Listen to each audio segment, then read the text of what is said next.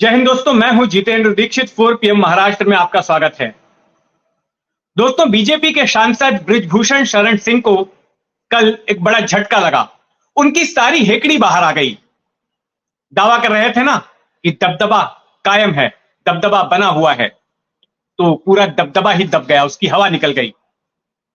जब खेल मंत्रालय ने उनके वफादार संजय सिंह को निलंबित कर दिया, और ना केवल उन्हें बल्कि पूरे रेसलिंग फेडरेशन ऑफ इंडिया को निलंबित कर दिया गया। जिस तरह के आरोप लग रहे थे बृजभूषण शरण सिंह पर, उसके बाद लगातार सरकार दबाव में थी।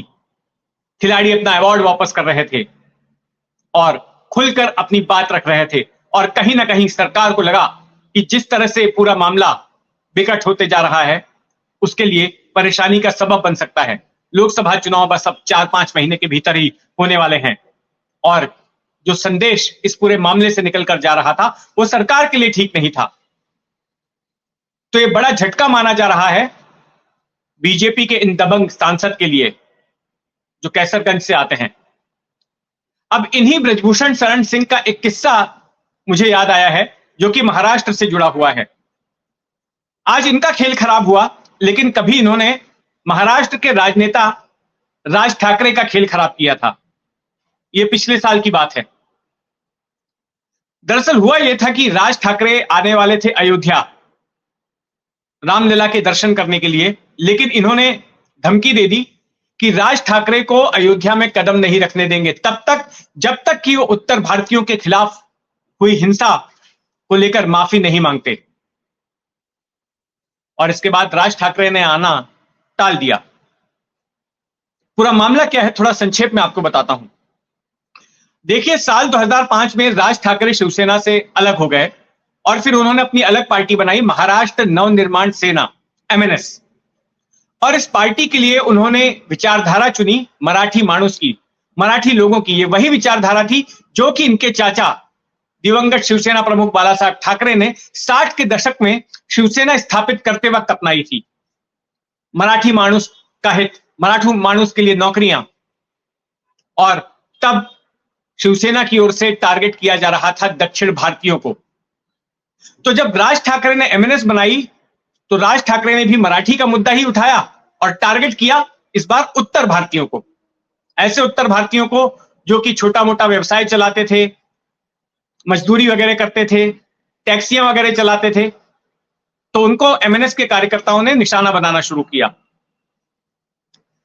अब जिस तरह से यह मुद्दा उठाया गया मराठी माणूस का, उसमें सियासी तौर पर राज ठाकरे को उसका फायदा भी हुआ।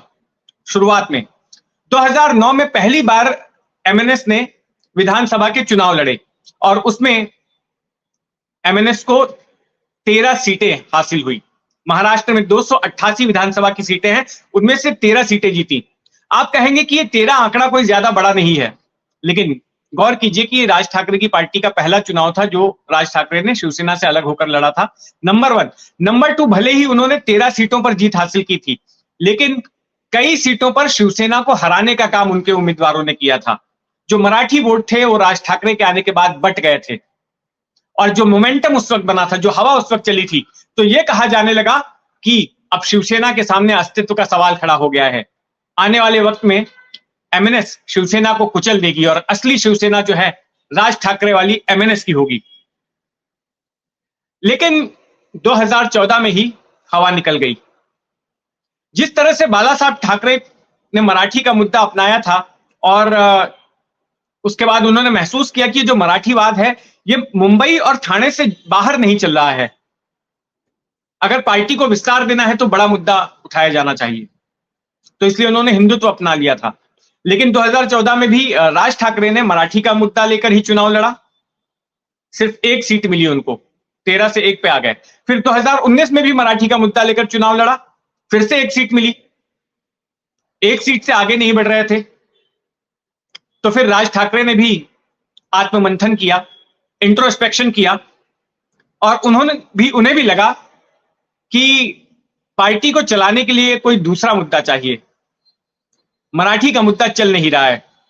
सभाओं में भीड़ तो बहुत होती है, तालियां खूब मिलती हैं, उनके बयानों की चर्चा खूब होती है, लेकिन EVM पर उनकी पार्टी का जो चुनाव चिन्ह है उस पर लोगों की उंगली नहीं दबती, बटन नहीं दबता। रेल का इंजन, उस इंजन पर बटन नहीं दबता। तो कुछ और मुद्दा होना चाहिए जो लोगों को पोलिंग बूथ तक लाकर उनके चुनाव चिन्ह पर बटन भी दबवाए। तो फिर बाला साहब ठाकरे की तरह ही राज ठाकरे ने भी मुद्दा अपना लिया हिंदुत्व का। हालांकि वो कहते हैं कि मराठी का मुद्दा उन्होंने छोड़ा नहीं है, लेकिन हुआ ये कि 2020 की शुरुआत में राज ठाकरे की ओर से अपने कार्यकर्ताओं का एक सम्मेलन लिया गया और उस सम्मेलन में उन्होंने अपनी पार्टी का झंडा ही बदल दिया।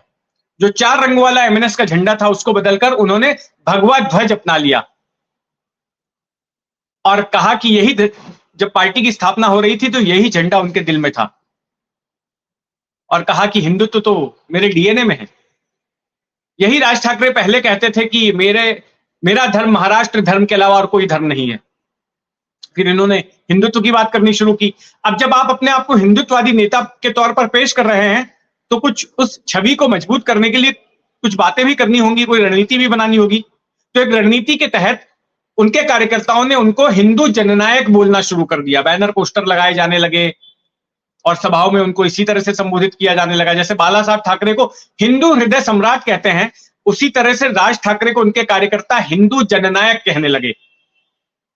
भगवा ध्वज हो गया, हिंदू जननायक कहलाने लगे। अब एक चीज बाकी रह गई थी, वो ये थी कि अयोध्या का दौरा। क्योंकि महाराष्ट्र के राजनेताओं में अपने आप को हिंदुत्ववादी साबित करने के लिए एक होड़ लगी रहती है अयोध्या जाने की। उद्धव ठाकरे भी अयोध्या गए थे जब 2018 में वो मुख्यमंत्री नहीं थे, और जब वो बीजेपी को टारगेट कर रहे थे ये कहते हुए कि मंदिर वहीं बनाएंगे लेकिन तारीख नहीं बताएंगे, इस तरह का कटाक्ष किया था और फिर अयोध्या चले गए थे। मुख्यमंत्री बनने के बाद भी गए। आदित्य ठाकरे बार बार गए, अपने परिवार के साथ गए। तो ये हिंदुत्ववादी पार्टी की छवि मजबूत करने के लिए ऐसा किया जाता था। तो राज ठाकरे ने भी कहा कि वो भी अयोध्या जाएंगे। 5 जून 2022 की तारीख मुकर्रर हुई उनके अयोध्या जाने की। लेकिन इस बीच में पेंच फंस गया बृजभूषण शरण सिंह की वजह से। तो इन सांसद महोदय ने कहा कि अगर राज ठाकरे अयोध्या आएंगे तो उनको माफी मांगनी पड़ेगी, नहीं तो उनको कदम नहीं रखने दिया जाएगा। 2008-9 में जिस तरह से उत्तर भारतीयों को पीटा गया था, उनके खिलाफ जो हिंसा हुई थी, उसको लेकर राज ठाकरे माफी मांगे। तो इसके बाद राज ठाकरे ने अपना अयोध्या दौरा टाल दिया। उसके पीछे तर्क यह दिया गया कि अगर एमएनएस के कार्यकर्ता वहां पर पहुंचेंगे तो हो सकता है कि बृजभूषण शरण सिंह के कार्यकर्ताओं के साथ उनका टकराव हो, हिंसा हो, और फिर एमएनएस के कार्यकर्ताओं पर ही केस थोप दिए जाए, क्योंकि वहां सरकार तो बीजेपी की है, उनको फंसा दिया जाएगा ऐसे मामलों में। और फिर वहां अगर राज ठाकरे के साथ कुछ गलत हो गया तो उसका परिणाम महाराष्ट्र में हो सकता है। यह भी एक बात थी, यहां पर हिंसा हो सकती थी उत्तर भारतीयों के प्रति, तो यह भी एक दलील दी गई।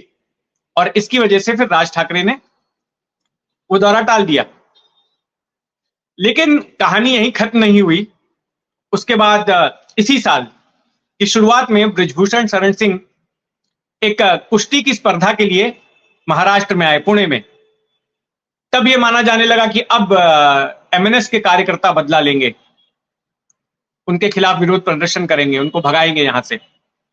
लेकिन एमएनएस ने ऐसा किया नहीं, और फिर बृजभूषण शरण सिंह भी बैकफुट पर आ गए और उन्होंने कहा कि देखिए उस वक्त जो हालात थे ऐसे में उन्होंने बयान दे दिया था, और अब अगर राज ठाकरे अयोध्या आते हैं तो वो खुद उनका स्वागत करेंगे।